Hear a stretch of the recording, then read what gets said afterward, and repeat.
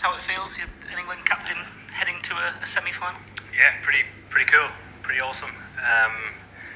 Like I said, after the India game, the way in which we played, I think is more satisfying than the actual win. Because if you win the game, you go through to the next game or the following test, full of confidence. And I think today's a similar instance. I think the wicket did change after 25 overs, but in teams I've played with in the past, we'd have played a completely different game to 25 overs and not made the most of it.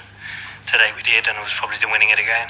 Had you allowed yourself to think about what it would mean to not qualify for the semis after that Australia game? Did you worry? Well, it would have been drawn out. If we lost today, it would have been drawn out for the next couple of days, so it wasn't really worth thinking about. And just in terms of where next, do you draw a line under the group stage and just go again for 2 games, or do you try and tap into what you've achieved these last couple of games? Yeah, I think we do tap into what we've achieved the last 2 games. It's been extremely important to our campaign. It's obviously the reason that we've got through, and we've been able to play some of our best cricket because of that. So tapping into that, identifying what we did well, and if that still remains the same priority going into the semi-final, which I think it will.